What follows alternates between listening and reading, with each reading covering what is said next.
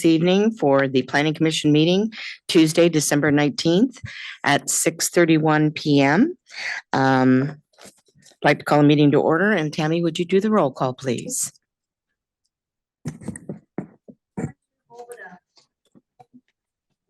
Commissioner Weiss. Here.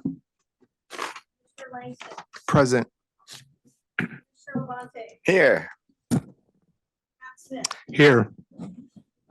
Mercer.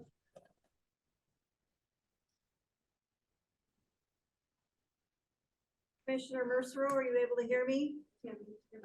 Yes, I can. I can barely hear you, but There we go. How about that? Is that better? no, that's a lot better. Okay.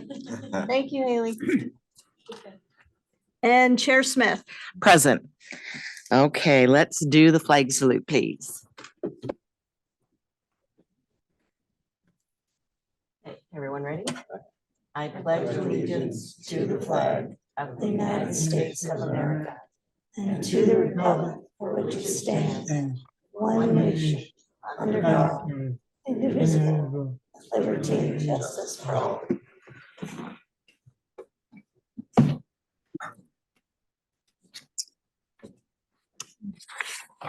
Okay, tonight, item number 1, we will be approving the October 17th meeting minutes.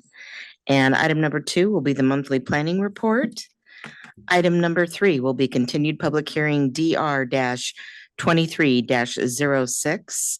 Item number 4, public hearing Gladstone Municipal Code amendments. And item number 5 will be our 2024 long range planning work program. So let's go to the first one. Meeting minutes. Does anyone have any discussion, corrections, or additions? I reviewed the minutes. Didn't see any corrections on my side, so I'll make a motion to approve them. I'll second. Okay, a motion was made by Commissioner Langston and seconded by Commissioner Levante. Tammy, can you do a roll call vote, please? Commissioner Weiss. Approve. Commissioner Langston. Yes. Commissioner Levante. Yes. Commissioner Pat Smith. Yes. Commissioner Mercer. yes, Chair Smith. Yes, meeting minutes approved. Okay, now for the Gladstone Monthly Planning Report. Staff? Thank you, Chair Smith. As you can see, it was a pretty average month as far as outreach. There were slightly fewer customer phone and email contacts, and I think that's due to the Thanksgiving week. You know, it really slows down every year during that time period.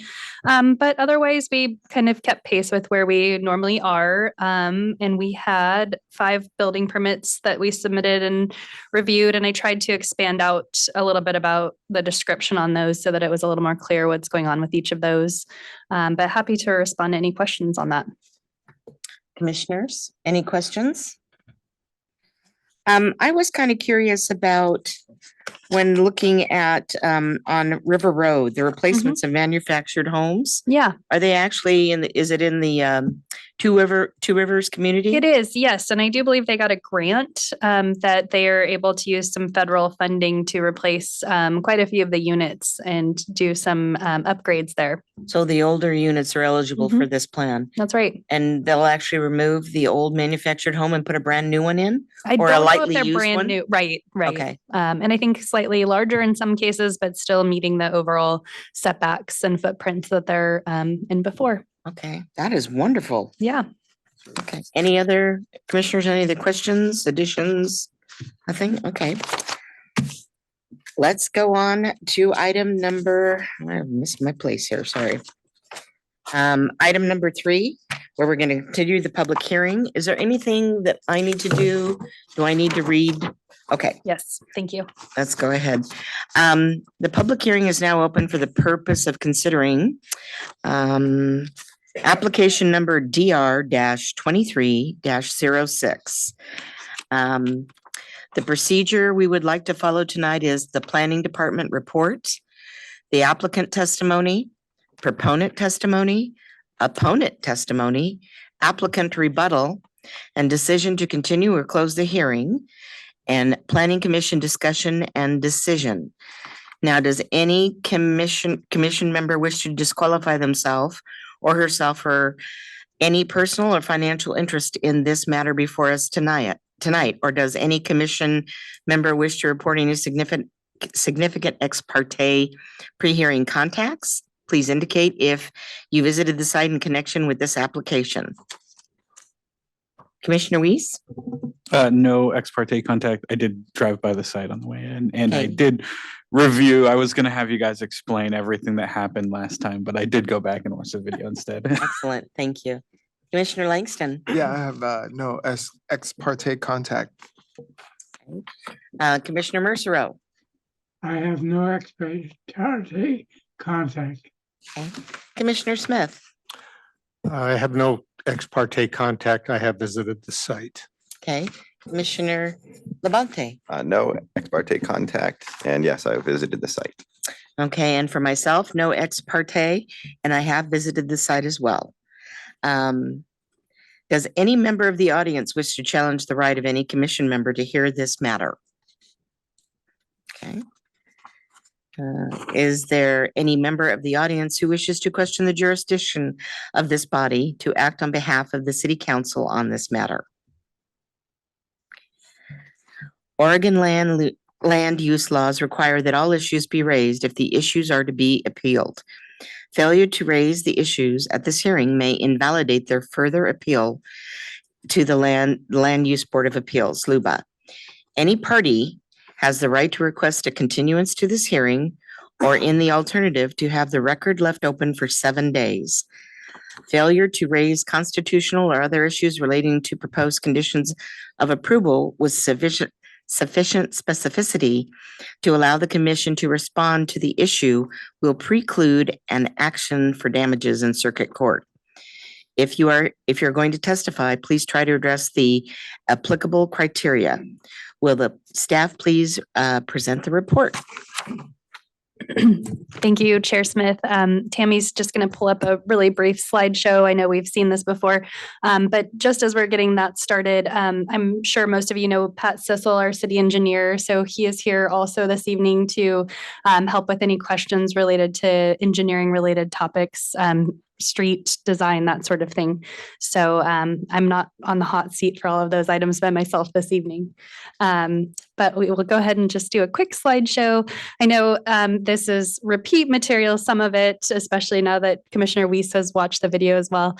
But we are here to discuss a fire restoration warehouse building. It's a design review application that's just across the street behind you, 6075 Dunaway Avenue. We opened the public hearing on October 17th and heard from the applicant and then continued to this evening. Just a brief reminder that the zoning is light industrial, so the use is permitted outright. The size is about a ½ acre with an existing dwelling on it. The rest of it is vacant. No environmental overlays or any other concerns from that regard. Originally, the site plan that was proposed, that was shown in your last packet, showed an L-shaped building in blue. The driveways are in the kind of light orange yellow color, one quite long one shorter one near the residence, and then the residence in green. Pat and the Public Works Director and myself had the opportunity to meet with the applicant team and really talk through some of those conditions that were being recommended in the previous version of the staff report, and talk about how to come to some consensus on meeting some of those during this preliminary design, as well as conditioned moving forward. I thought the applicant team did a nice job of responding to the conditions that I was recommending from the planning side. They did add in the green, those are some landscaping strips buffering the loading area. The loading area is now shown as asphalt rather than gravel, which is required by the code. The purple box adjacent to the building is bicycle parking and pedestrian accessibility that connects to the public sidewalk. So just really responding to some of those design criteria that are in the development code. So we were able to update that condition, which I'll talk about in a moment. There were also changes for the public improvements, which are indicated in the Public Works memo that was submitted in your packet. December 7th was the updated memo, and those criteria have been moved forward into the new staff report update. As far as the building elevations, we previously had this submittal, which had some windows on the portion of the building, the L portion of the building, and then roll-up doors and man doors. And the update now does include windows, clerestory windows above the garage doors and the man doors to allow a little more natural light, potentially some solar access as well through there. So again, updates were made to bring this proposal more into compliance with our development code. So the previous recommendation was for approval with conditions. The first condition was what you see here. The changes that they made to their site plan resulted in us being able to revise our condition down to just 3 bullet points. The applicant is here to address the materials and finishes, which is required by code to have you, the planning commission, specifically approve if it's metal. Site photometrics, the applicant has engaged with a sub-consultant to get that work done, and we'll be able to submit that as a condition of approval. And then the trash and disposal recycling collection provisions, they just need to supply a letter from the hauler to say that their method is adequate, which staff believes can be easily done. So we're revising our recommendation to reduce the number of bullet points related to condition number 1 down to the 3 mentioned previously. And then in addition, we'll continue recommending conditions 2, 3, and 4, which do address require compliance with the Public Works memo of, this still says 10/10/23. It should say 12/7/23, which it does in the staff report. So the updated Public Works memo that demonstrates the ability for the applicant to comply with all of the criteria there. With that, I'm happy to take any questions. I'll go back to the site plan.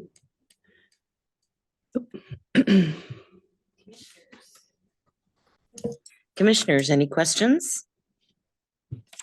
Is it safe to assume that these are samples of the siding and everything that you plan on using? Thank you. Including the color of the blue. That's on the elevation. Greg, we'll have a chance for you. If you just wait a second, you'll get your, thank you.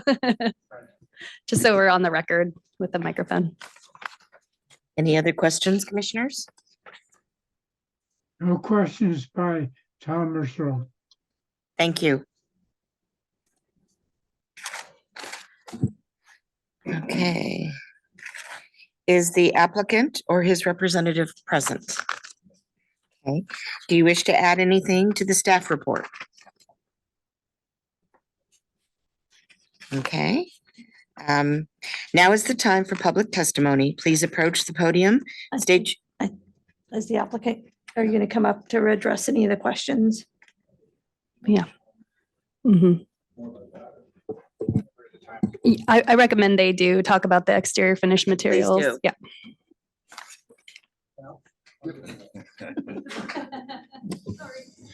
Can you go to the elevation view? And can you both please state your name for the record? Greg Philo. Zach Gottlob. Elevation 4, the west elevation. It's hard to see, but that is a exposed timber frame truss that is outside as a cover where the bicycles get parked. And that'll be stained wood about that color. So I kind of made that as a visual of the sheet metal color and the stain color together. So that was the answer to your question. I'm just going to grab it so Commissioner Mercer can see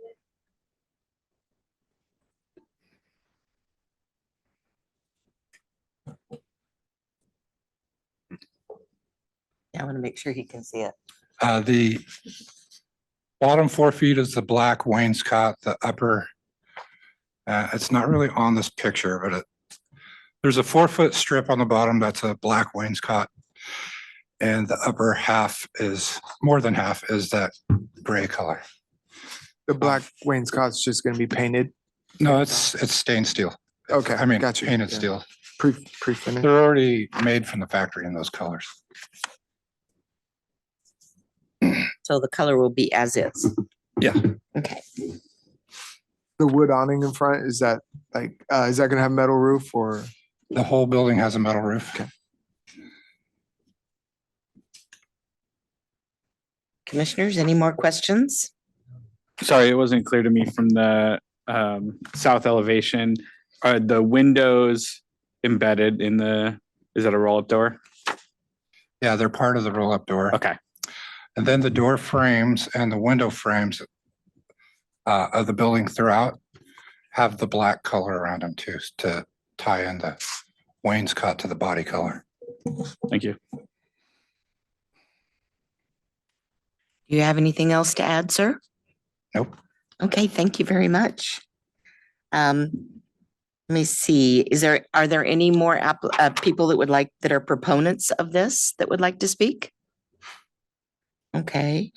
How about any opponents?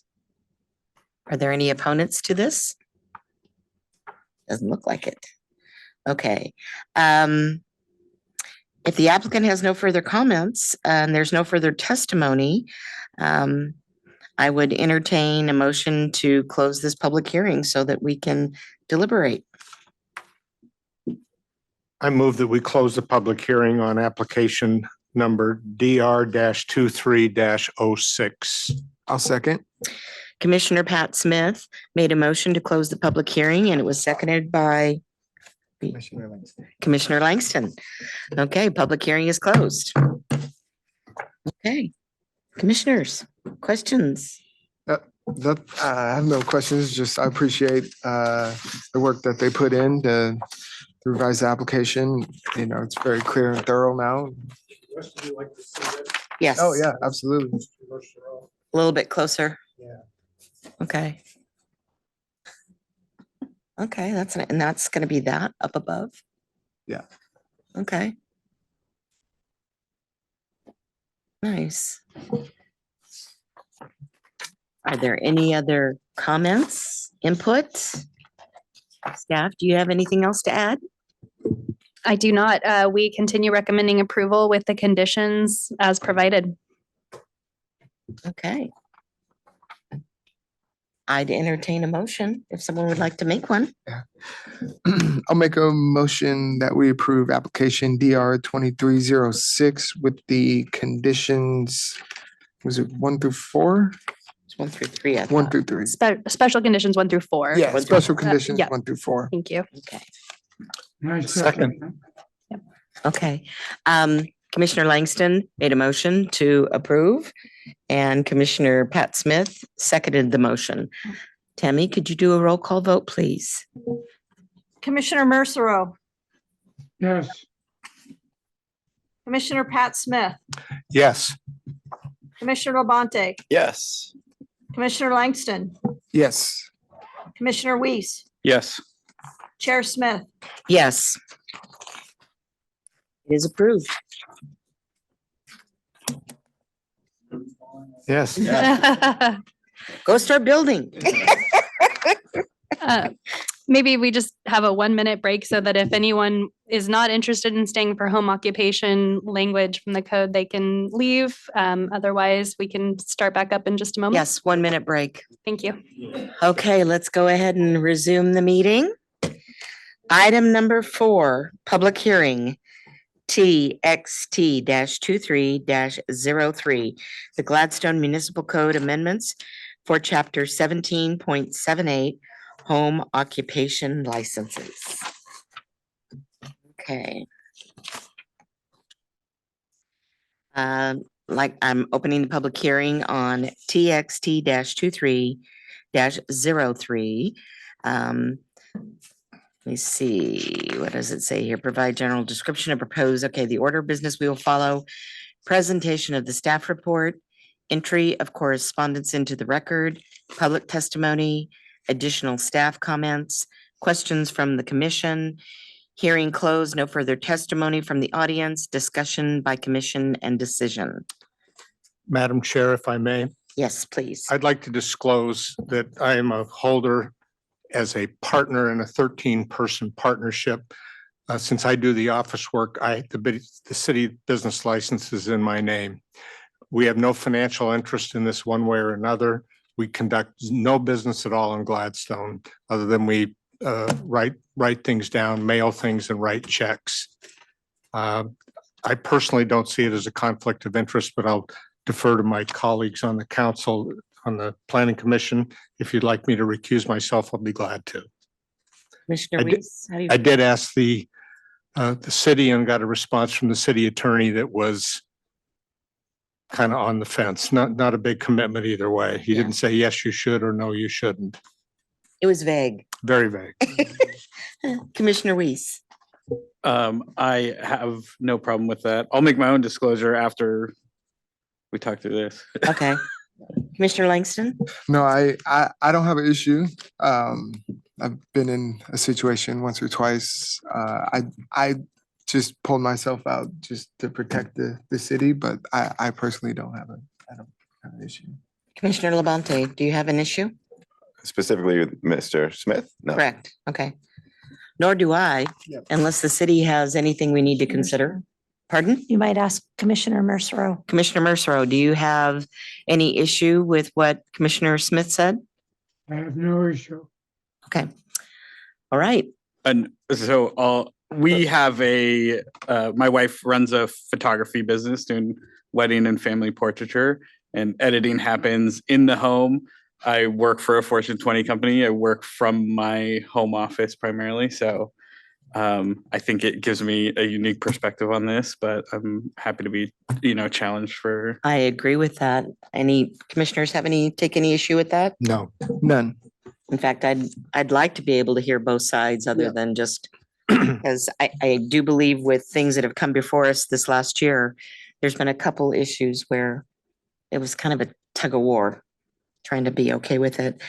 Regarding testimony, any interested person may present testimony concerning the proposed amendments. The public hearing is your opportunity to comment on the proposal before the city makes a decision. We want to hear what you have to say, and we want you to give us your point of view. Help us understand why you have drawn your conclusion and how it relates to the proposal. Public testimony for this hearing will be called for in 3 groups: testimony in favor of the proposal, testimony opposed to the proposal, and neutral testimony. If you wish to speak, please fill out one of the testimony forms and submit it to the city recorder. I will recognize those persons wishing to speak, and any questions should be addressed through me. When you testify, please state your name and address for the record, as this hearing will be taped. If you are participating online, click the raise hand button at the appropriate time and wait to be recognized. If you are participating via telephone, dial *9 to raise your hand at the appropriate time and wait to be recognized. At this time, I would like to ask the members of the commission if there are any abstaining from this matter or need to declare any conflicts of interest. We've pretty much already done that. Let me see here. So staff report, please. Thank you, Chair Smith. And we have a brief slide presentation again that we'll pull up here.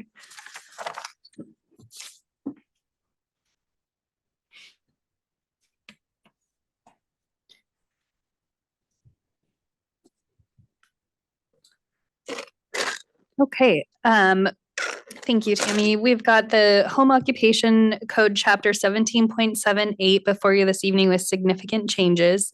The city staff has proposed these updates to the municipal code chapter in response to some issues that have come up over the past couple of years with the current home occupation process, as well as the changing environment of home-based businesses. So we're trying to make sure that the language is easy for an applicant to review and know what the standards are, but also clear and fairly objective and easy for staff to implement and answer questions about it. So this language would be applicable to new home occupations. As I was listening to each of you talk about different businesses or potential home occupations, it does occur that as residents of Gladstone, each of you could apply for a home occupation permit in the future, whether you have one now or you don't, you're all eligible. So in a way, this would affect you if you ever had that inclination to do that. But that would be true of any citizen of Gladstone. So we couldn't find a planning commission where this wouldn't potentially apply to you. And that is the nature of code that applies in the city in which you live and potentially work. So there's that. We talked a little about the background. Right now, the code, we know because we've had some appeals come to this body. The current language has been difficult for staff to apply and administer, as well as difficult for applicants and neighbors to understand exactly what the rules are and how to follow them and who's following them and where all the things happen that need to happen. Currently, there's 2 types of home occupations, which gets a little confusing, and different process for how each of those is permitted and what the different rules are for those. So the proposed language cuts that back to just one process for all home occupations, makes it really clear what is and isn't a home occupation, who can be engaged in the work, who can't, what kinds of vehicles can come to the site, that type of thing. The language that's before you this evening is a combined effort of the administration department. And I forgot to introduce Haley Kratz, your city administrator. Tell me your role. I know you work closely with Jackie. It's just a office assistant. Okay. So, but Jackie's right hand, really. And so Haley took the lead on working with this. Tammy was involved in it. Kristen Bowen out of their public works department, your economic development and tourism coordinator, your code enforcement officer, your police department, and myself. We all got together and went through the language and gave input on what we've seen in other jurisdictions, what's been working on the ground, what issues have come up, so that we can make sure that we were trying to cover all of our bases. And then we ran it by the city attorney's office, which I believe is most of the blue text. Is that correct? Okay. So red is what we sent over, and you'll notice there's red and blue throughout. Blue is what the city attorney came back with. So just some clarifying language there. So we propose all of it, though. If it's underlined, we're proposing to keep it, whether it's red or blue. If it's crossed out, we're proposing to get rid of it. If it's just black text, it's proposed to stay the current language. And would it be more helpful? I'm just thinking about this at this moment, but I know I'll be bringing more code to you this year. A clean copy as well, so you can see the changes. Please. Okay, well, I'll start doing that because I know that this can get a little bit lost, and I know the staff report I used some strikeout and highlight and things too. So I'll try to put a clean copy in as well, so you can see it without all the markings. I think that would be great. I think so too. And Now these will be posted on the city website, right? Once they're approved? yes, absolutely. There is a bit of a lag time because we do use a service to update the code. But this packet is on the website right now. Okay, Yep. excellent. So this proposed text amendment, all of the proposed language, the staff report includes the findings for the Oregon statewide planning goals, the Gladstone Municipal Code, Metro Functional Plan, and Transportation Planning Rule, all of which we have to meet anytime we are considering changes to our development code, because that's part of our comprehensive plan. It's considered a comprehensive plan text amendment. So we did allow or provide DLCD notice of these changes, as well as publish them in the newspaper, I believe, Tammy, as we're required to do by law. With that, I will state that the planning staff is recommending that you recommend approval. This will go to City Council for a public hearing as well. So the Planning Commission is being asked to send forward a recommendation. So we do propose recommending the language as it is, but we can also make changes. You as a body can make changes to the proposed language to move forward to City Council. if you're satisfied with making a recommendation this evening, it'll move forward to the January 9th, 2024 city council meeting. Ms. Austin, I have a Yes. question. Yes. If, in looking at our existing rules and regulations, if they don't show up on here as either being stricken or added to, is it safe to assume that they'll be contained in the new language? It would be my assumption that it would not be included and that I would think that it's in there somewhere. It's just been moved and struck out. I'm thinking specifically of the very first one, 17-78-010, uses allowed as home occupations, and it lists 4 specific. This is in our current Yep. code, 4 specific. Is that going to stay or is that going to be booted? That's completely removed. It now, if you look, 010 used to say uses allowed as home occupations. So we struck that and we changed that section to a purpose section. And if you scroll down to the second page, that's where it used to say in all zones of home occupations can be these things. Office for professional business or personal services, studio for arts, handicrafts Okay. or tutoring. So that's struck. Okay. Thank So you. we made it less specific of exactly what you could do and instead said, here's what you can't do. And anything else, if it acts like something that's inside the home that no one can tell a business is going on there, we don't want to like specifically limit you to one of these 4 categories because that makes it hard to implement and meet that. When you, when and if we approve this and recommend that council review it, can they get a clean copy just like we were Yes. talking? Okay, That will be because it'll the, probably be easier for them to review. that will be the new protocol moving forward. I'm always trying to No, make things easier. it's nice so- to go back and say, well, this is what it used to say. Yes, This is what it says now. So, yes, you got okay. it. Okay. Any other questions before I move on? Is that all you had for your report? That is all for the staff report. Okay, And myself and Haley and Haley was really the lead drafter of the language. So I'll probably rely on her if specific questions come up on why things moved and things like that. okay. Have we received any correspondence on this matter other than the items included in the agenda materials? We've not received correspondence, but we do have someone that is requesting to speak tonight. Okay. So we have public testimony. Does anyone wish to speak in support of the proposal? I'm in the middle. You're in the middle. I'm not opposed to it, let's put it that way. Okay. Can I go ahead and have you come forward, please?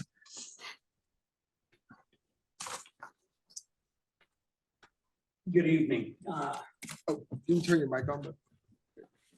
Thank you. Okay, Kim Sickman, 145 West Dartmouth Street, Gladstone. I've held a home occupation for I think it's 30 years. But I was hard to find records going back that far. I watched the council meeting that referred this issue to you. I hope you all seen it as well. If not, you should go back and review it. It sounds like the police department and code enforcement is looking for more latitude to help them with enforcement. I have to agree with the council. Clear and concise is very important. They're talking about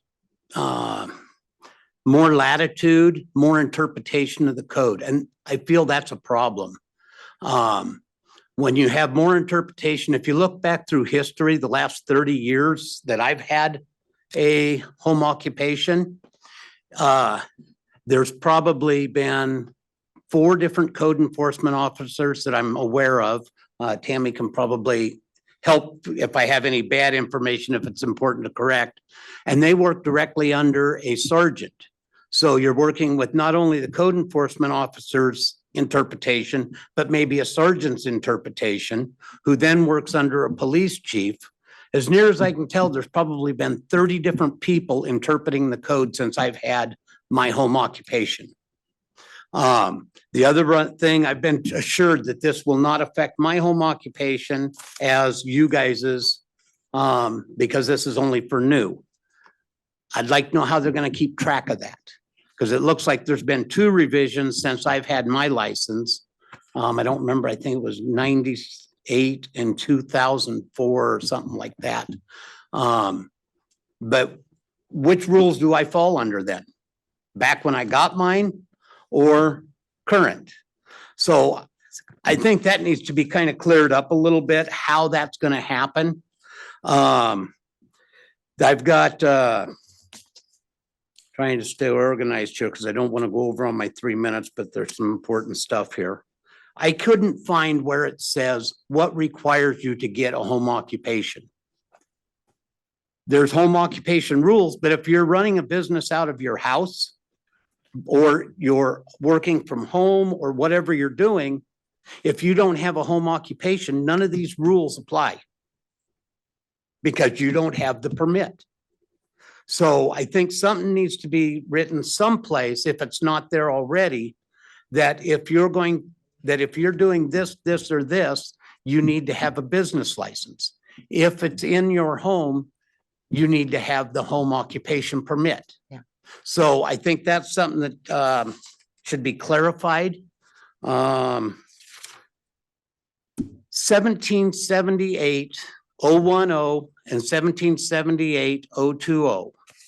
And that comes back to part of what I was talking, what differentiates work from home versus a satellite office? If a company has a satellite office in the city of Gladstone, they're required to have a separate permit. I'm sorry, I'd like to request an extension, being it doesn't look like we're too terribly busy. Please continue. Okay, thank you. Oh, and by the way, before I forget, I do not feel there is a conflict of interest of any of you that do have licenses. I think you're more than capable of making this decision based on knowledge and not based on your own businesses. So the satellite offices is kind of something needs to be in there as what triggers you to be required to have a home occupation permit. Mr. Sickman, can I ask you a question? Yes, you may. Are you referring to somebody that works for a corporation and they work out of their home? I'm not referring to anything in particular. I'm saying there's several businesses, an Amway contractor. They may be working out of their house selling Amway, Tupperware, any of those things that should probably have a home occupation permit. But is there anything in our code that tells them that they have to? If they're creating traffic problems and the officer shows up, he cannot use any of this code on the home occupation permit because they don't have a home occupation. And that was one of the things that was brought out in the city council meeting, is they kept talking about residents. Well, that wouldn't apply to them. They're just a resident. So something to question. It was touched on, Commissioner Smith, about the removing of the prohibited uses. I think that's a real slippery slope and a real can of worms by removing that. There's, how many occupations are there? And we've opened it up to all of them. We've opened it up to occupations that may not even be out there yet. One of the things Clackamas County ran into with their agricultural stuff on small farms was when marijuana became legal. All of a sudden, they had this huge problem with 5-acre marijuana farms out there that they never even considered. It's a lot easier to enforce, this is what you can have, than to try and enforce, well, you can't have this or this. And that brings me to the part of what you can't have. They've eliminated automotive and animal breeding. That seems a little bit odd to me, because if it meets all of the other criteria, it's not a problem. You know, nobody really wants an automotive shop next to them. But if there's no cars parked on the street, if there's no noise going outside of the property lines, there's no smoke, there's, you know, those are the things that people are concerned about. So if you're going to start eliminating things, how many occupations are there?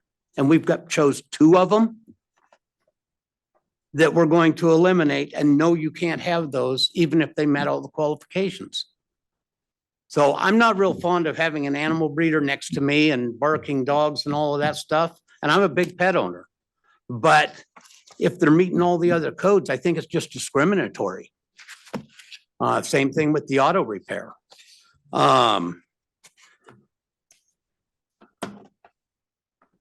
You've removed the section 1778020-3, primary and supplementary incomes.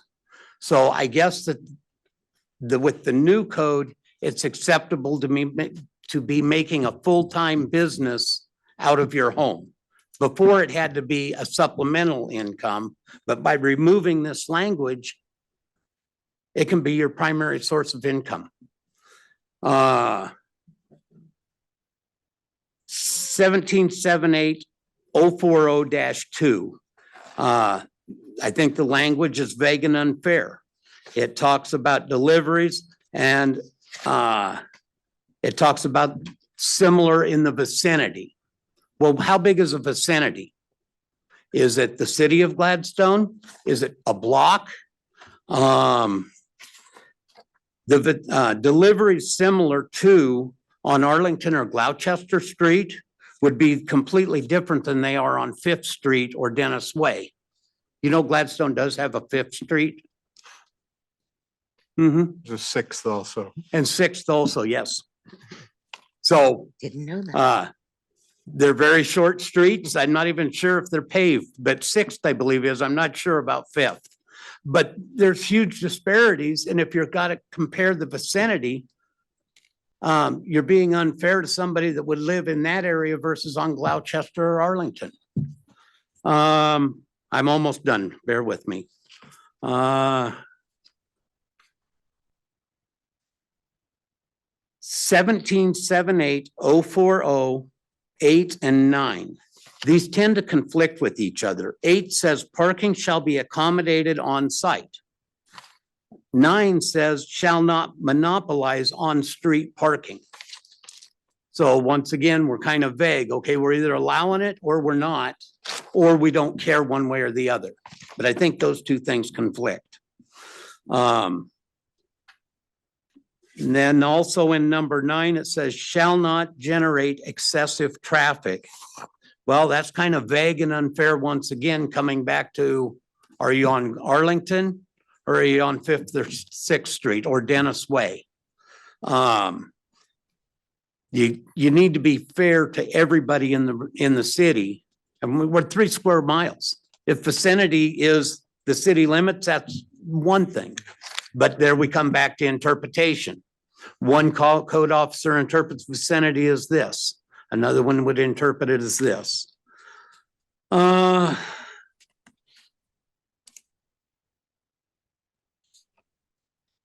other thing in 1778020-5 in the old language, it's not in the new language, has to do, it's simple, it's concise. And I know a lot's changed in the planning world since I was up there. But that talks about one-way trip calculations. In planning, one-way trip calculations has always been an acceptable method of planning for the future or current or looking at past. And they've taken out the trip calculations for what is allowed to come and go from a home occupation. I think the 2 biggest complaints you probably hear from home occupations are either noise or traffic. You've eliminated, if the way it's written, if I understand it right, they have eliminated the trip generation. And I think that's probably a big thing to consider leaving in, because if it's creating a lot of traffic trips per day, it's not going to make the neighbors happy. So, and the way it's left, it's very vague and it's going to be hard to enforce equally. With that, I think that covers everything I had. I would answer any questions if I need clarification on any of this. Thank you for taking the time to listen to me. Thank you for donating you guys' time. I know it's a huge commitment to be up there, and I know the pay is not quite worth it. But thank you and have a Merry Christmas. Thank you. Before you step away, are there any questions, commissioners? Would you like to comment on some of his questions, staff? Sure, I'd be happy to. I took some notes as just to Excellent, thank you. try to respond to a few of them. The question, what triggers the home occupation? And it's triggered by a business license. So if someone comes in to get a business license to operate a business out of their home, that's where a home occupation is triggered if it's in a residential zoning district. So if you work for a large company, as I do, and you have a home office that you work from, I don't have a home occupation. I don't have a business license because I'm not the one holding that. So I guess, does that answer your question? It's the business license that triggers that. So if you don't hold the business license, you don't trigger the home occupation. Right. If you weren't working for a company, you could be doing the same job as an independent contractor. And if you don't come in and get a business license, there's nothing, is there any language, any place that you found that would say, okay, because you're doing this, this, or this, you're required to get one? And that was my point more than anything else. Is there a trigger to Or should there be a implement trigger? someone getting, yeah, I think there should be a trigger, but Oh, okay. So Haley is saying, and this is not at all my area, but the business license requirements do have specific triggers of where you have to get a business license for the city and what you don't have to get a business license for. So those would outline who has to have one. So if you were operating some type of business, you're selling Tupperware, like you said, and it meets the city's requirements for a business license, then the first step would be, hey, you need to get a business license. Oh, you're out of a home. You need to get your home occupation. Would So you'd that have be both of something that those. You could reference as a purpose? That is in there, that if a business license is required, that's where you need your home occupation. I missed that. Yeah. Okay. but I have a question. I know that there's at least one case that came before us where the individual didn't even have a business license. I think that there are people that have businesses in their homes and they don't even register. Okay. You know what I'm saying, right? The only one I know of, the one that came on appeal, did have a business license. After the fact. Well, was required to get one. Right, And should have had one. So Yeah. when their business was brought to light, that is the first step. You have What's to get the a action business plan license. in that case where you have people operating businesses that haven't applied for a license?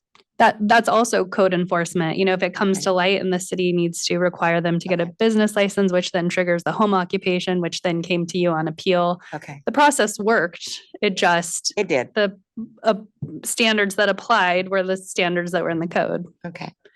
Yeah. Do you have any other responses? Oh, to yes. these Thank you. questions? Sorry. Please go ahead. Apologies.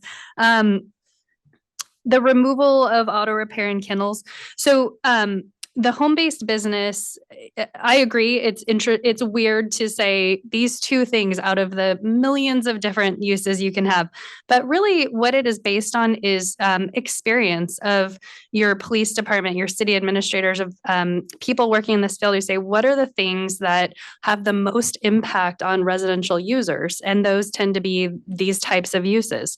So there could be something in the future that comes along that, like, all of a sudden we're all manufacturing our own spray paint, you know, and that becomes the thing because it stinks so badly. And we want to add that to you can't do that in a residential area, you know. You're right. It's probably not exhaustive of all the uses, but I don't think it's unfair to single these businesses out because they do have an impact on the neighbors. And that is your right as a city to say that's not an appropriate use in a neighborhood. We have commercial zoning and industrial zoning that promotes and allows these uses to happen. They don't need to be in someone's home, is what you're saying by putting those aside.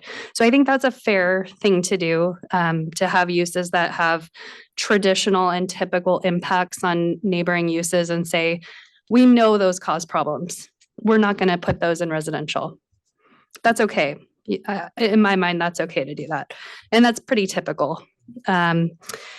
primary source of income. This one, when I saw it, I was pretty surprised because I have not seen it in other jurisdictions.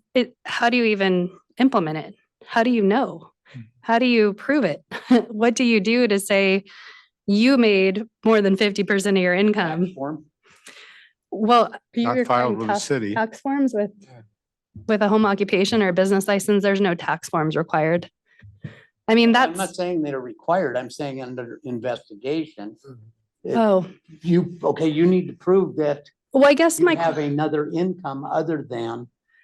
my question is, why does it matter? Right. I guess I'm an advocate for removing it because it's hard to implement and I don't think it impacts anybody. If you're running your business and making your primary income from it, but you're following all the rules, I think that's probably okay. Wouldn't that go for dogs or automotive as well? Well, no, because those uses have physical impacts.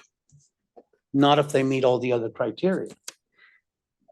Well, I guess my argument would be you can't meet all those criteria with those uses. Okay. And what does that say? That you can exclude them. Oh, then you'd have to take each one, take in their fee, make a determination that they can't. That feels like, I hate to mislead people in code too, like say, oh, there's a possibility, pay us a fee and we'll assess it. Whereas you could just say. Playing devil's advocate. No, I appreciate that, but I think, when you say, we're going to let your neighbors know, we're going to give everybody 15 days to testify, and you're providing that you're going to have 15 dogs at your property. But if the neighbors complain, we'll have an issue, or if you can't do, I think you can exclude these uses to new. Yeah. We're not talking about existing. I had to go and pound on my neighbor's doors and get 75% of them, I think. Oh, to yeah. Sign off. I think that's what it was. So, it's. Yeah. So that's just my response to that. And then I do think we're reading the code a little bit differently on deliveries. And I just want to pull that up really quickly and find the page. I think it's 160. Let me see. Deliveries to the home occupation shall be similar to deliveries to other residences in the vicinity. So I think your point is solid. Like how do you define vicinity? If we need to define vicinity, I'm fine doing that. But I think what it's saying is deliveries to other residences. So it wouldn't necessarily say, well, you have large deliveries to the businesses nearby because you're on Portland Avenue or you're on Glen Echo. Those wouldn't even count into this calculus. No, but the shipping trucks do make a difference on what roads they will take certain trucks. Right. So this is speaking to the deliveries to the residences. I understand that. So that's what you're measuring, not the deliveries to commercial or industrial users. Okay. So I guess I think we're just kind of reading that differently, but like you said. Interpretation. Mhm. Yeah, exactly. We can clean that up to, to other, it says other residents. So other residential deliveries, we could say other residential deliveries to make it more clear. And then I think that would be a good thing to do, because, I don't know about the rest of you, but I get deliveries to my home, whether they're UPS or, daily, Amazon. daily right now, daily. Exactly. Yeah. Exactly. So I think that more clarification, I think, would be better. That we're really focused on what's happening in the residences in the area. We're not concerned with the fact that you happen to live near Safeway, and you're, people 3 blocks away don't. We're not comparing you to those trucks. We're talking about what's customary for a residential delivery. And is it accurate that there's no definition of vicinity? I was under the impression that it's within 200 feet. Well, that's our public notice. It's 250 feet. We could say the vicinity is 250 feet. We could define vicinity within 250 feet of the residence, other residences within, and use that same vicinity that we already used for public notice. And it'd be the same notice range that you'd get notice that a home occupation is being applied for. So we could wrap that all together and define vicinity to make it a little more clear. Mr. Seckman, do you think that would be useful? Yeah, I don't really have a dog in the fight other no. than being. You're playing devil's advocate, and I appreciate that, because if anyone's gonna see the through the weeds, I know it's you. You make a law and somebody's gonna try and find a way to get around it. Yeah, Mhm. and you're trying to be helpful with saying. I am. Yeah, I know I you really are. do appreciate the work and I am in favor of this moving forward. But I'd like to make sure that It's very everybody clear. thinks it's very clear and it's very clean Okay. and it's done right for both the businesses as well as the people that residents. have to live next to them. Yep. Okay. I- Were there, did Mhm. you have any other notes, Heather, that you? Just my other one is between, it's on page 161 at the top, numbers 8 and 9 regarding parking. And I just wanted to make sure that I was capturing that comment correctly. So number 8 says that the home occupation can't require on-street parking other than that normally required for the residents. Excuse me, any parking generated by patrons shall be accommodated on site. So it's saying if you come to the site, you should park on the site. And then number 9 is saying customers and clients shall not visit between the hours of 8 PM and 8 AM and shall not generate excessive traffic or monopolize on-street parking. So there it's saying you can park on street. So I see that is definitely a conflict. Up above it says don't park on the street, and down below it says not monopolize. I think a year ago, I would have been inclined to hold number 8, that you have to park on site. But now that we're not able to require parking in half of our city, I think we probably need to change it to have 8. 8 can still say a home occupation shall not require any on-street parking other than normally required for the residents. So whatever's already required of the residents, whether we're not allowed to require any at all, Right. or they have some. But then we probably need to strike that the parking shall be accommodated on site, because we can't require that due to CFAC in a lot of places. The other question for enforcement on that is monopolize. Mhm. So shall not generate excessive traffic or monopolize on-street parking. And your question is, how would that be interpreted to monopolizing on-street parking? And that's where I come back to the trips per day thing Yeah, that is pretty cut and dried. yeah, and we discussed that in detail, as I recall, staff, when we were going through it, we talked about, well, if you're teaching music lessons and you're doing 30-minute lessons all afternoon, you might hit more than that or something like that. So we kind of went back and forth on that and didn't want to completely limit what someone could do there. But you're right, the definition of monopolize is a little loose. And once again, that comes back to my comment about the two things that you're going to get complaints about are traffic Mhm. and noise. And if somebody's got somebody coming to their house every 30 minutes, 5 days a week, you're probably going to create traffic complaints because of it. So it's not that teaching music is a bad thing out of your home, Mhm. but that's where it affects the neighbors. And if they can take and have that much traffic to their house, they might be to the point of moving up to becoming a full-time commercial business, which is kind of what this code was initially meant for. I agree. That is very much the intent. It's to allow you to operate a small home-based Mhm. business. And when you get to the point where you exceed what would be reasonably acceptable in a home, in a neighborhood, that you then find a commercial space that suits your needs. Is that verbiage that can be put in? Because I think the intent of what the home-based business is structured upon should be very clear about what the intent and the purpose of it is. Yes. It is in the old language. If you look at the I want to see new, it in the new language too. if you look at the new 1778-010 number 1, I believe that it kind of states what you are asking for. I'm not seeing that, are you? Bottom of page 158. Purpose, there we go. 414. 414. Okay, I'm okay with that. The nature of the activity would be practical to expand, okay. It's pretty vague. You think it's vague? If you were to go and knock on somebody's door to try and enforce that, because you've had a lot of neighborhood complaints about traffic, deliveries, and all of those things. Do you think you could have enforced that? A purpose statement is never enforceable. It isn't, law is, Yeah. we that- don't use purpose That does statements. bring up a point though about in the event there's more than so many complaints. Because I know often a lot of our issues within our city are complaint driven.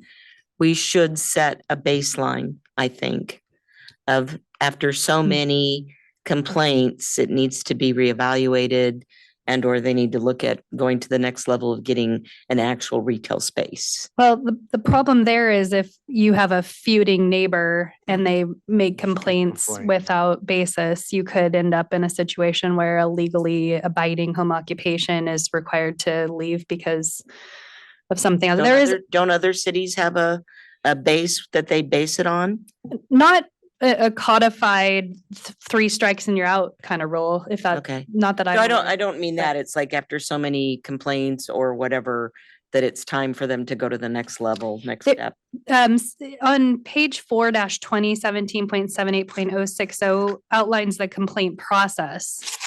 So it does allow, anyone can make a complaint. You clearly state what the complaint is, and then the complaint is judged upon the criteria. And if it's found that it's out of compliance, they can either bring it into compliance or lose their home occupation. So Okay. I think that you do have the option. That I think that's getting to what you say. It just doesn't have like it A happened very 7 defined times. process, yeah. Yeah, and again, I'd be hesitant to do that just because I do see neighbor feuds sometimes happen that could trigger something like that. That would be baseless, but still could Okay. cause something to happen there. The revocation is a compliance and staff level decision. Revocation is, but it can be appealed to this body and then to city council. Thank you. Yeah, home occupation is a land use action, so it is a staff level decision, but like you did receive a appeal because the appeals do come to you. And then if your decision were further appealed, the city council would make the ultimate city decision.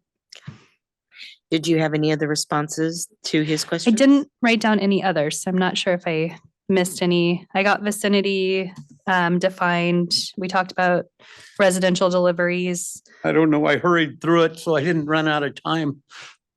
I think we've discussed most all of them. I think so And too. I think, like anything is, we're both going to interpret things differently on some things. Sure. But I do want to make it very clear that I am in support. I'm not opposed.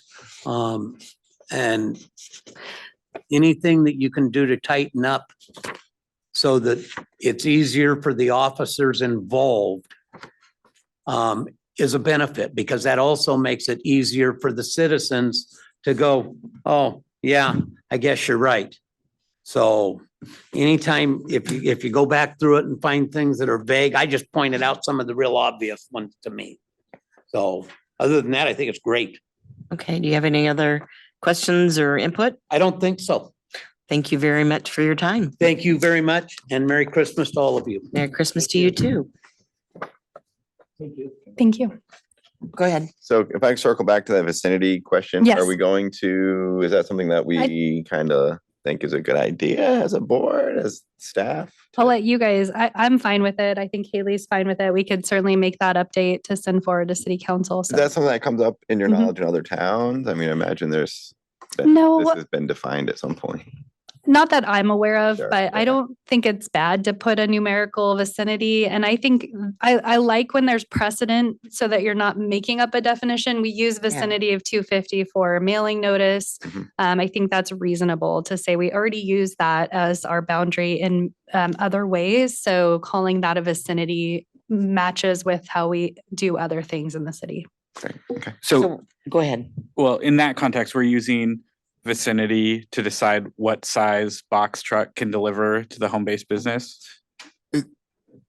Not necessarily just the interruption to the space around them that they're having, this business is having. So in my mind, like I don't personally need the clarification, because if I can walk outside of my house and know that no one comes to my house, but this house over here, there's people there all the time, like I feel Right. like that's a clear point. Like they're clearly doing much more than I'm doing at my residence. But I mean, I don't mind putting, you know, the 250 feet.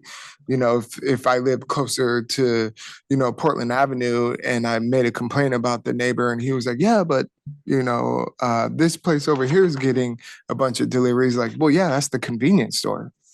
Yeah. So yeah, they're gonna have more people there. I don't know. To me, it's pretty reasonable, but we could put the language in. But I think we should, the 250 feet. Sure. I mean, we understand what a vicinity means, but you know, others that aren't on planning commission may not know. sorry, Yeah. can you tell me where we're talking about changing vicinity to 250 feet? I thought it was 17.78.0402. Yes, specifically related to deliveries to other residential deliveries within the vicinity. And then anywhere else we use the word vicinity, we'll apply that as well. I'm not sure if we use it elsewhere. So we'll do a review and make sure that we're making sure it's clear. Okay. Okay, so the precedent we would set then is if we're getting deliveries and code enforcement comes and says, you can't have a semi parked on the street here. And they say, actually, 250 feet down the road on Dunaway, they pull semis up and deliver from the street. Then we would say, Again, Actually, it's you're right. other residential deliveries. Yeah. Okay. So Yeah. delivering to your neighbors. Yeah. If everybody in 250 feet gets 18 deliveries a day, go ahead. Yeah. If no one else is getting it, Yeah. take it down. Exactly. Notch. Yeah. Come on. Yeah. Yeah. You know. Exactly. Okay. Yeah. Yeah. and I had a question on that specific one is the heavy trucks, 2 or more axles. I'm not familiar with the verbiage. Is 2 or more axles signify a semi trailer? Right. It goes beyond like an Amazon or UPS. We wanted to exclude semi trucks, pallet deliveries on a regular basis. Yeah. I know occasionally you do get a pallet delivery to a residence. We had a fire pit delivered that Yeah. way, but it's very Or rare. roofing to redo your roof. Right. It's very Right. rare, right? Once every 25 years, Yeah, if you're lucky exactly. with It's not roofing, happening. right? On a weekly basis. So, yep, just typical deliveries. We want them to be the UPS, Amazon size delivery package trucks maximum. Okay, and is that a technical term, heavy trucks with 2 or more axles? Yes, that is what that's based on. Yeah. Okay, That 2 or more axles is what's used in truck turning templates too. That changes the way you design a site and things like that. So it is Yeah. kind of an industry standard for that. okay. So nothing that delivers from Amazon would be considered a heavy truck with 2 or more No. axles Nothing in a for neighborhood, residents? nothing Okay. that's in the neighborhoods delivering. It's like a box truck. Mhm. Amazon is a Yeah. box truck. Exactly. It's the next level up from that. Okay. Okay. Do any of the commissioners have any questions? Commissioner Mercero, do you? No questions. Anybody else? I do. I have a couple of comments. Yes. Mr. Sickman mentioned the city council work session. I actually watched it this morning. And a couple of observations. I want to compliment the mayor, the city council, city staff, and you on really taking a deep dive into this. A lot of good questions were asked. You guys done good. One of the things that came out of it that I want to mention is both the mayor and Councilor Garlington called for clarity of language, and I'm raising my hand in complete support of that. The other thing that I'd like to add that wasn't is consistency. And by that, I mean, you mentioned tonight and in that particular meeting about pallet deliveries, you said that was a good idea to not have them. Yet just a few months ago, we had an issue of a guy who gets stuff on pallets all the time, and we passed it. I was in opposition to it in the minority on the council or on the commission here. We need to be consistent in how we do things. If we're not going to allow pallet deliveries or limit pallet deliveries, we need to do it for everybody, not just most people. So clarity and language, and I think Mr. Sickman talked about a bunch of things. Instead of, I think you need to be specific about what can be done as opposed to just grant kind of a wish list and hope it's okay. I don't think that's a good policy for us to have. I think that's it. Again, the overriding value, hopefully, of what I said was the good job that you guys did in assembling this. It's not easy and it's a lot of work and nobody expected it. I don't think even you for all this to work the first time. So if I can just follow up on your question about, or your statement about, you like the what you can do list in a home occupation. So you would prefer to see the strucken out list that's on 159 of 170. So in your packet, it's 4-15. So we would put that back in and expand it to try to accommodate all Yes. the home occupation uses. And you know, the ones that are in the now are fairly specific. I don't know that it needs to be quite that specific, but I Mhm. think we do need to have some, I don't think it's fair to put the police department in as the decision makers on what's okay and what isn't okay. They Mhm. don't do that with any other laws. You're either breaking a law or you're not. Right. And I think in the things that we propose, I think we ought to have the same kind of clarity that any other law has in terms of what's allowed and what isn't. I will say that specific area of headquarters for a craftsman or salesman was not clear enough in our last conversation. So I would like to see that more clear. Yeah, I guess that's where I'm struggling with it as someone who does have to interpret code a lot. Like,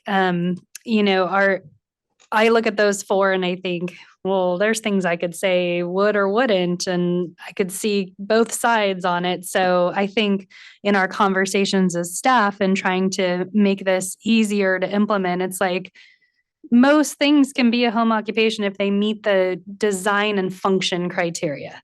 So that was where we focused it. We don't want to be restrictive of the types of uses that are happening for your business, but if they can obtain a business license and meet these criteria so that they're not having the impacts on the neighbors, we as staff felt like that was a fair way to do that. Do I guess you all that's agree my with thought on that?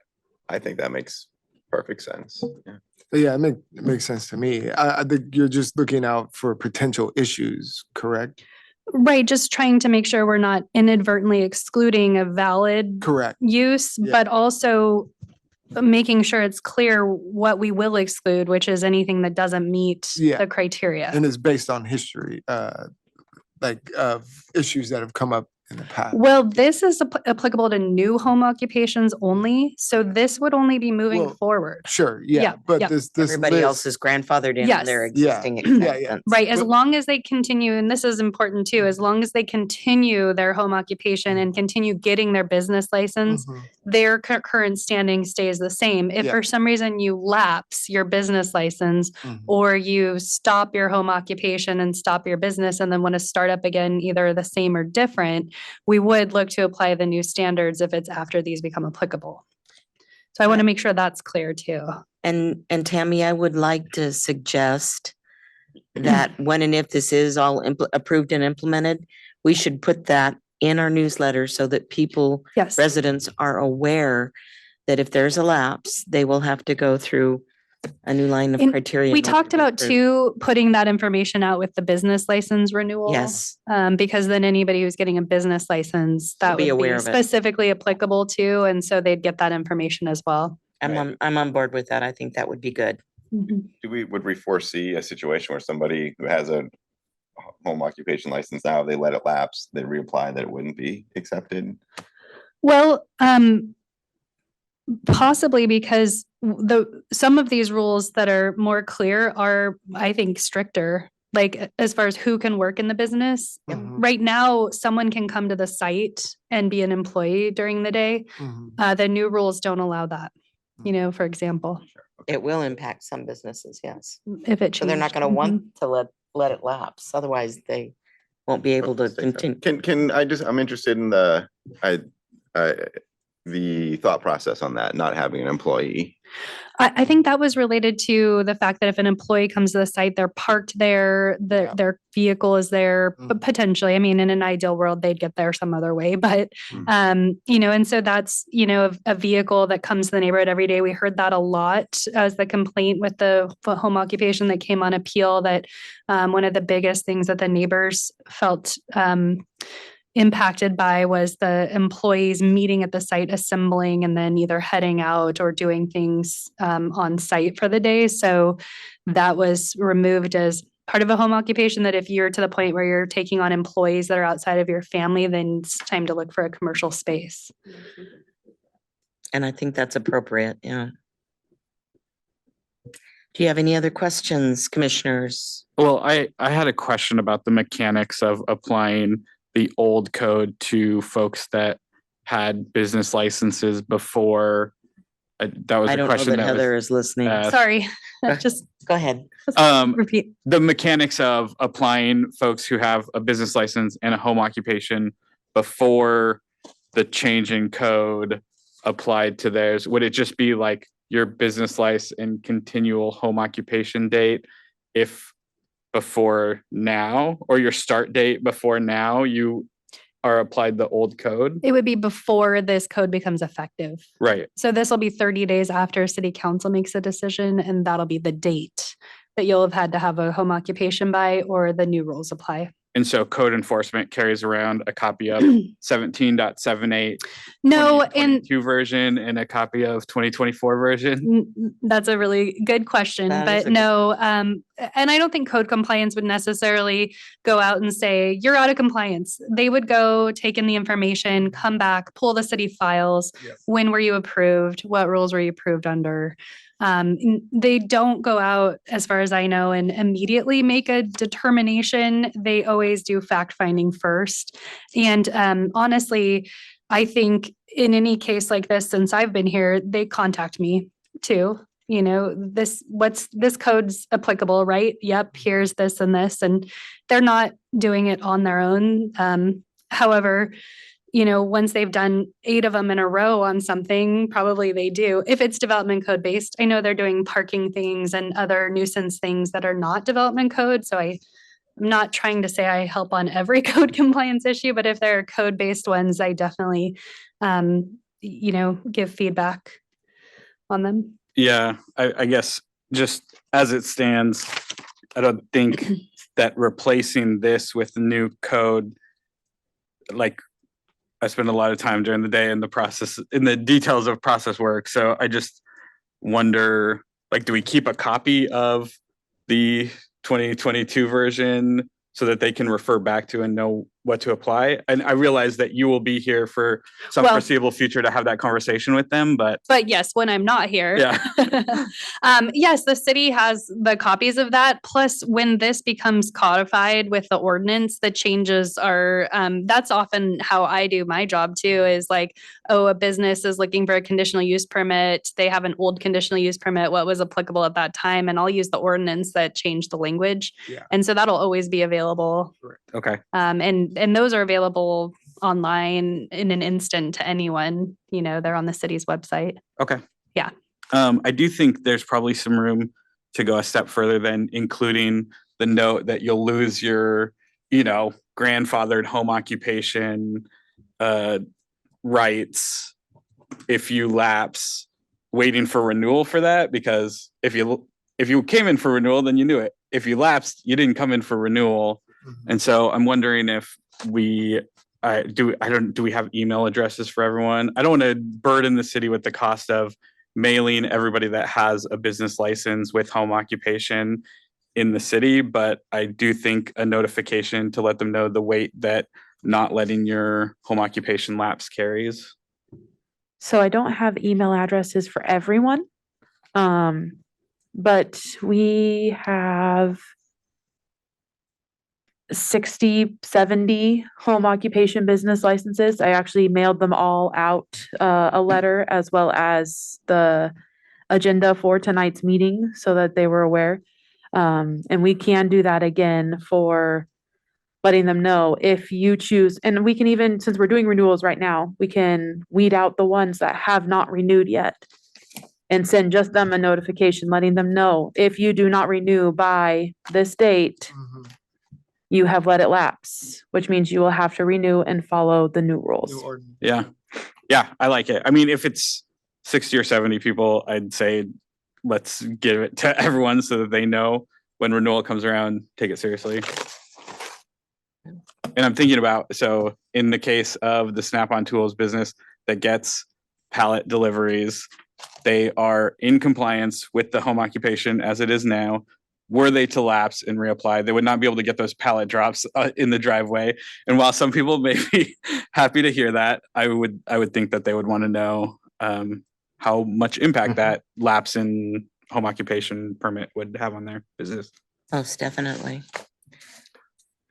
Commissioners, do you have any other questions of staff before we move to close this meeting? I do. Public hearing, go ahead. Two things. Ms. Kratz, when you mail out basically our bill for a new home office, can a note just be included in that Commissioner Weiss mentioned about don't let this expire? Yes, it can, but since we've already sent out the first letter. In the but future, yes, though. Yes, in the future. Down the yes. road. My other question, again, back to the meeting that I sat through this morning. Parking of business vehicles on street, I believe you were recommending that it be prohibited. That may be true. I don't exactly remember when that meeting was. 23rd of October, I think. Okay. So again, the parking situation is so fluid right now that we can't require you to have on-site parking in a lot of places Yeah, in the city. that got discussed at the meeting. I was Okay. just wondering if you ever reached a conclusion on that. I took away from it that you were in favor of, like Al's Electric, if he had his truck parked in the street every day, that would be a problem.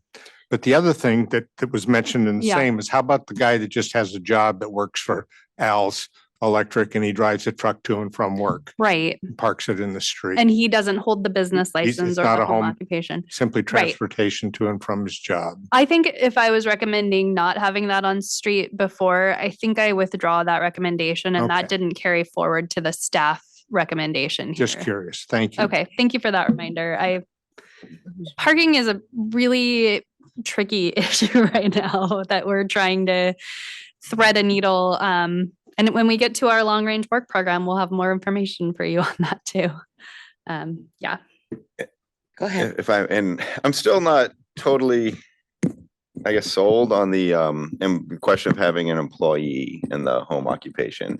I think I'd be interested to see what other folks think about that.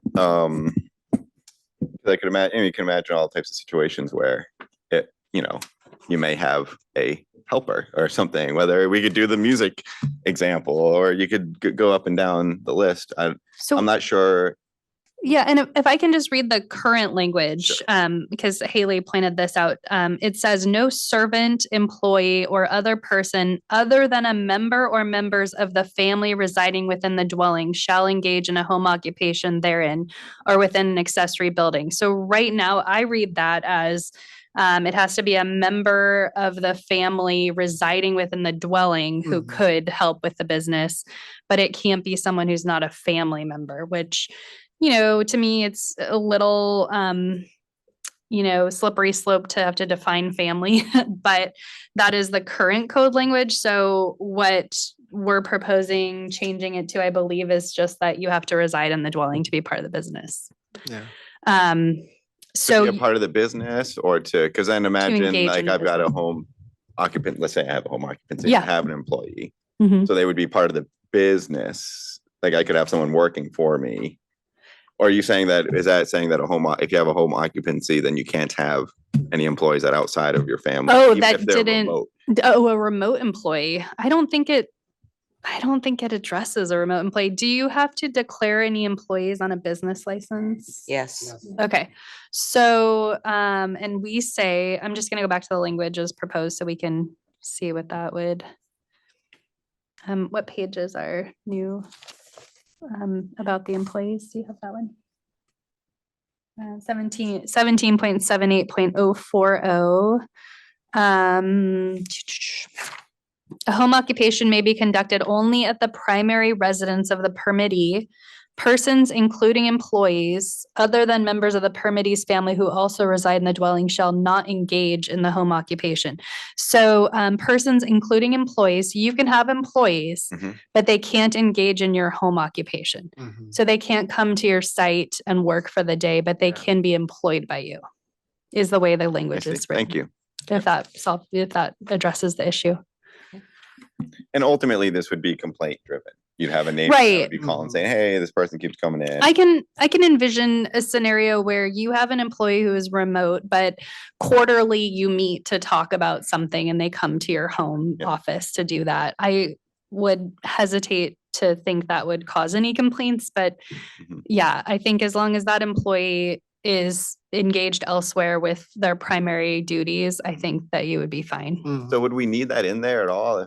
Kind of to your point earlier about having, not being so restrictive on what businesses, as long as they're following the rules and they're not getting the complaint, would that, if there aren't complaints, then is it a issue to have an employee coming I in? mean, again, it just helps narrow it down to that smaller business style. Correct. So If you're gonna have employees, you usually have an off-site, yeah, business park location or warehouse or whatever, not It's- not a residential home. that it is really typical to say who can be engaged in the home occupation. Yeah.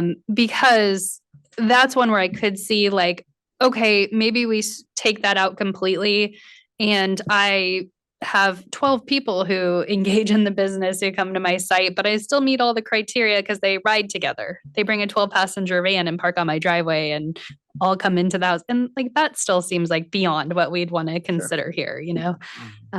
So I guess it falls in the category for me of like keeping it to small home-based businesses, and that's just one way that that's done. Okay, commissioners, any other questions? No. Anybody else? No questions. Wasn't there two proposals, the clarification on vicinity, and there was one other thing we talked about? Providing a clean copy of the text to the city No, there was- council. There was, I know what you're saying. Yeah, there was one other thing that, Parking on Our- site and Was that that the we re- want to add. Oh, it was the 8 and 9, taking Yeah. one Oh, of those thank out. you. Yeah, Good job, Andrew. Nice remembering. yeah. Excellent. Okay, So you were saying we should probably strike 9? I would strike the second sentence of 8, Oh, okay. and that would allow us to continue to be compliant with state law. Because we can't require people to accommodate on site in many areas. So is this are you guys trying to get this up at the next city council, or can we move it forward with our recommended comments, or? Yes, you can move it forward with your recommended comments. We'll make Okay. these before you do changes. that, I need to close the public Yeah, hearing. yeah. I was just Yes. curious. Do we have I didn't any know if other we were gonna circle testimony? back.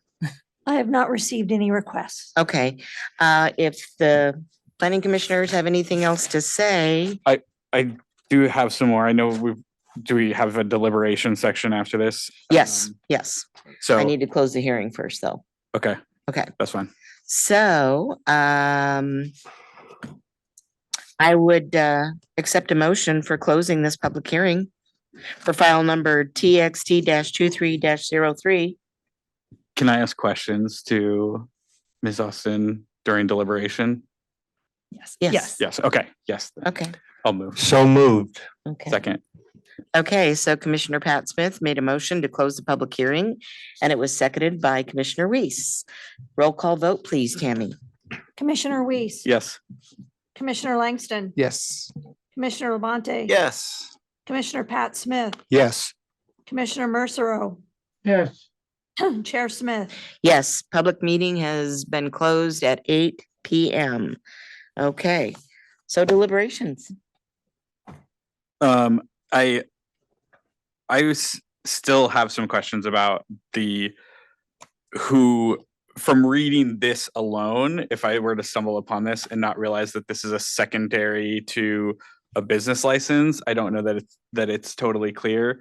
I realize that purpose is not enforceable, but I wonder if there's room for verbiage that says the purpose is to permit business, Gladstone business permit holding residents to conduct business out of their home in these specific circumstances. I think there's outside of this body's jurisdiction, there's probably some wording that needs to be cleaned up as I scan through 5.04 on business license requirements, but I think maybe adding that to the purpose statement could clear up a little bit.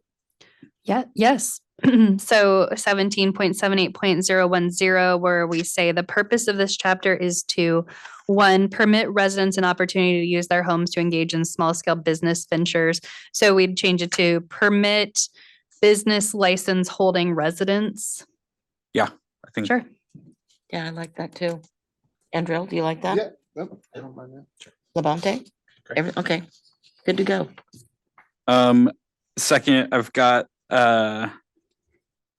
of got a little bit of concern with the commercial vehicles. This came up during the public testimony, but specifically calling out any commercial services to automobiles, RV, boat. I know from the Gladstone neighborhood groups that there's a handful of people that do detailing on site at their residence. It is called out that everything must happen inside the walls of the residence. So I wonder if we've already cared for maybe the public nuisance side with that verbiage, that we don't necessarily need to call out commercial services to automotives.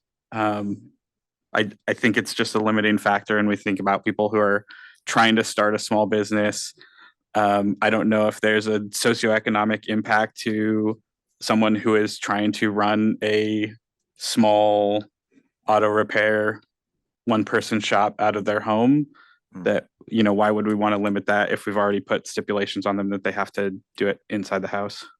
My understanding with that one is that there, to have the automotive shop, I think there's certain insurance things and safety requirements to be able to do that. I'm not an expert in that, but I'm not sure how that would how you'd even be able to necessarily do that legally. I don't know how you'd be insured as a mechanic through the home occupation business. You'd have to have liability insurance. Well, we let people run a piano teaching and a piano could fall over on somebody. I don't think it's any different than any other business. It's up to the business owner to line up their I wonder, insurance. there's hazardous waste involved with automotive stuff also. I mean, I wonder, I'd be interested to hear. Yeah. I think so there are some DEQ requirements too that you get permitted for that type of use, and probably then like because of the hazardous materials and the fumes and things that could happen. I think there are certain commercial grade exhaust systems that need to occur that would then change the look of the home. If you were doing it in the garage, that may not be true of detailing. I don't know all the products that are used as well with that. But the other issue I worry about is that, even if you're just doing one vehicle at a time, you're finished with this one, you're starting the next one, you're storing vehicles on the site in more ways than just having somebody visit the site for a lesson or do something like that. So I think, again, it just goes back to the point of, I hear you. I think, someone who wants to start small and not put in a bunch of investment, you could be limiting that one potential, but perhaps they could do a mobile detailing type thing where they're going to a site, or like I said, with anything that creates fumes and requires venting and hooding and things like that, you wouldn't really be able to keep that entirely within your residence. So I guess that would be my answer there. Right.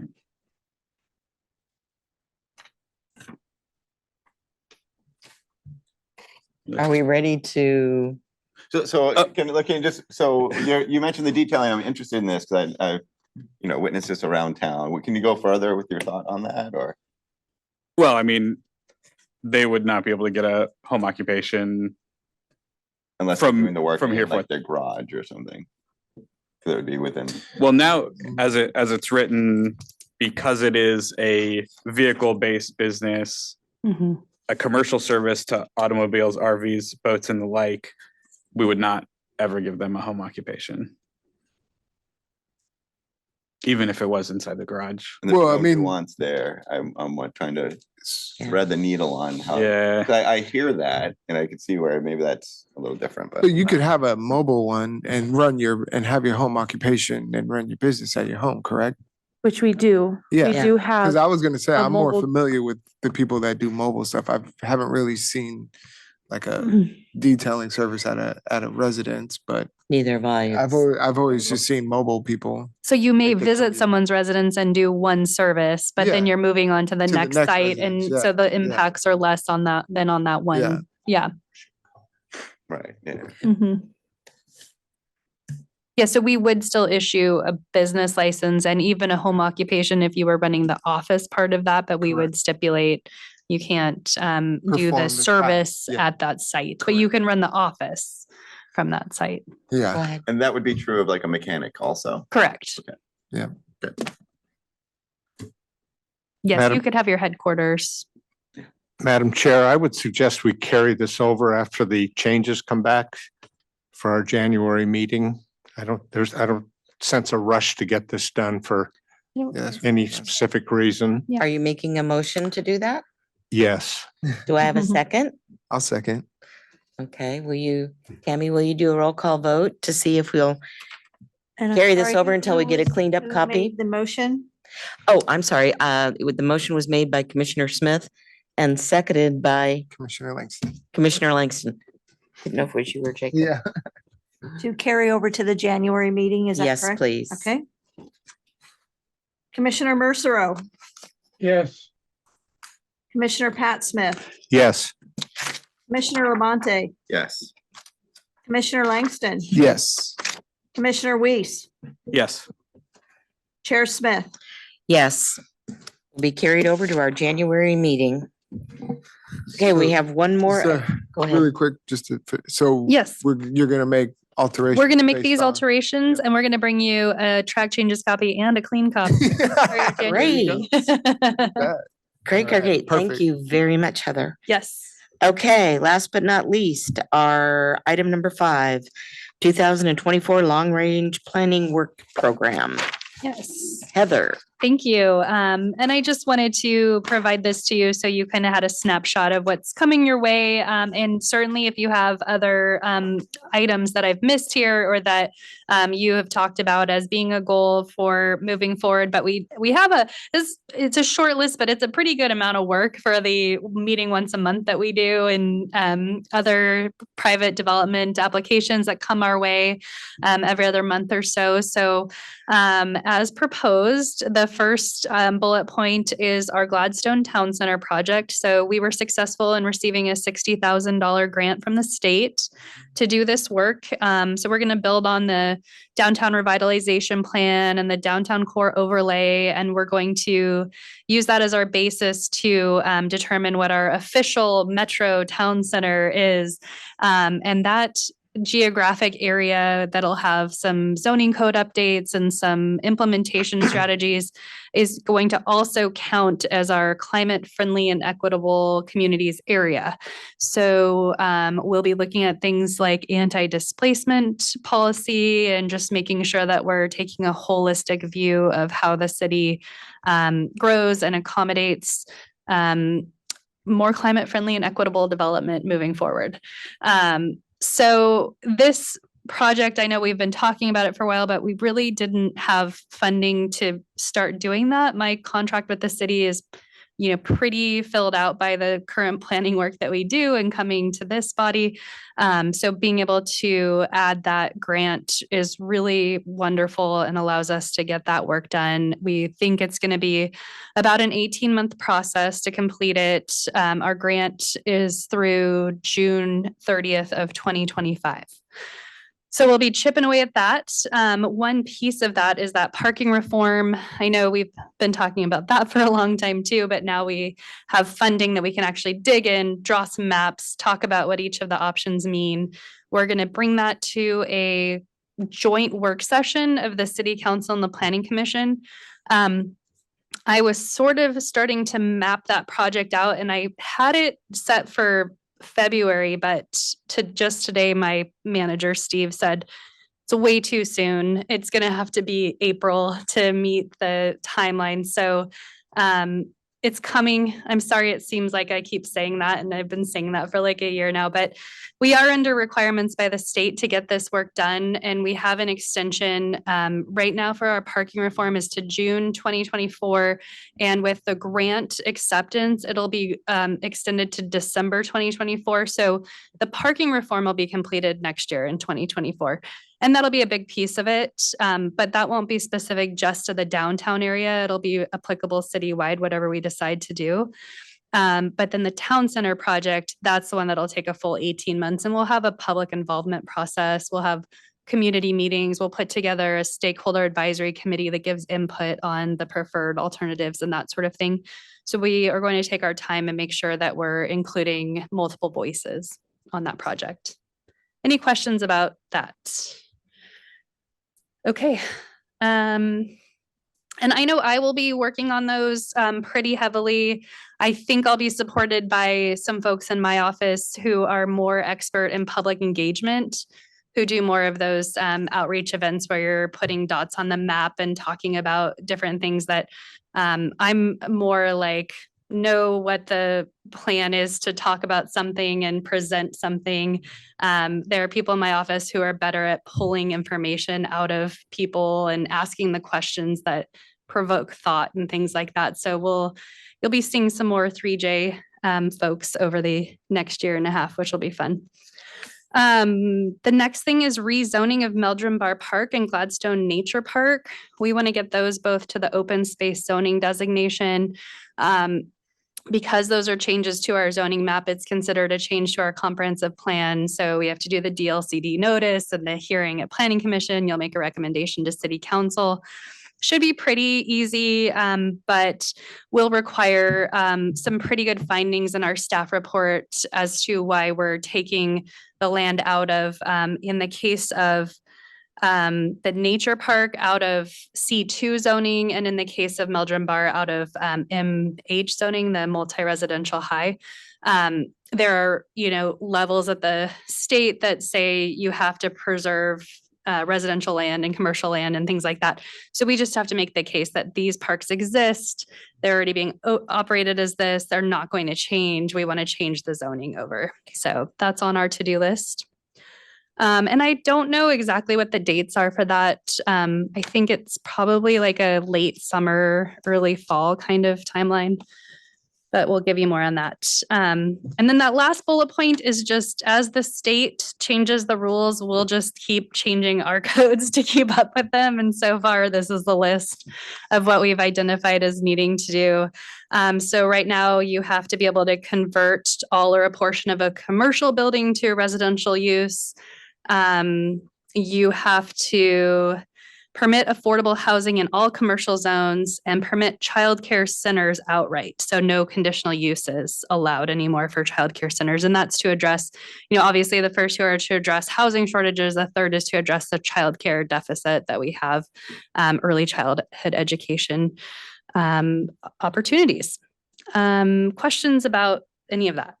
Well, I'm interested to see how that the daycare lines up with the home occupancy. I'm sure there's some mention in the code that I'm missing. Well, there's actually state regulated in-home childcare versus a commercial childcare center.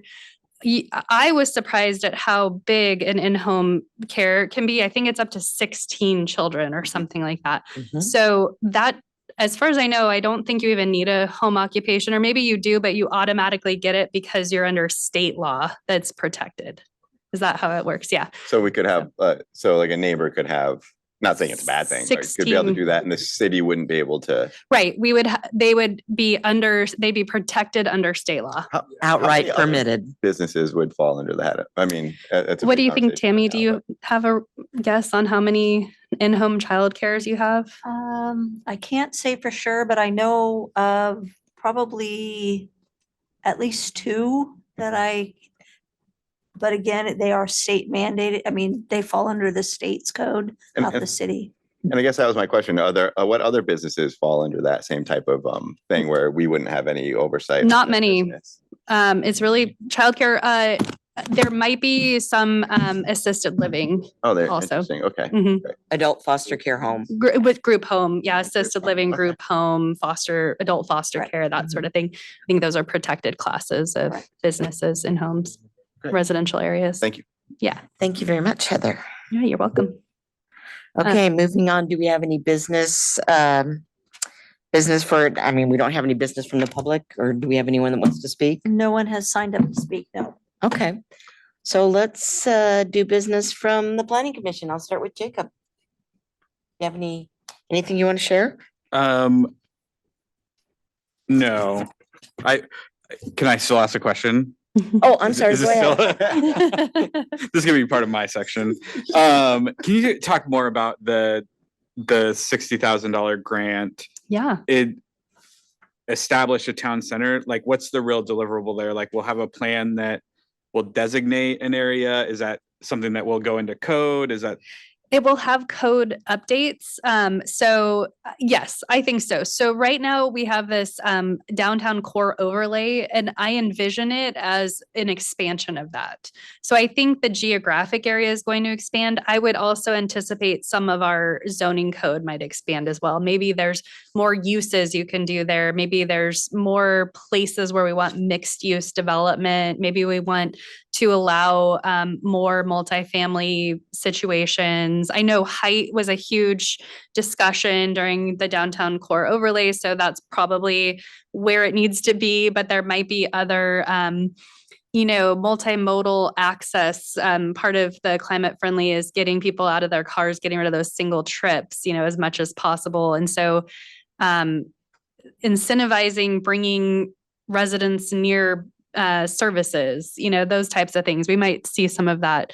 It might be more than just development code that comes out of it. It might be recommendations for use of urban renewal or use of Main Street resources to promote some of these ideas. But yeah, it'll be a district definition. The deliverables will be designation of a district, of some geographic district, and then some sort of report that says, here's what we should do in this district to make sure we're being climate friendly and equitable. And then here are the development code and comprehensive plan changes that we should make to implement this code. So those will be the deliverables.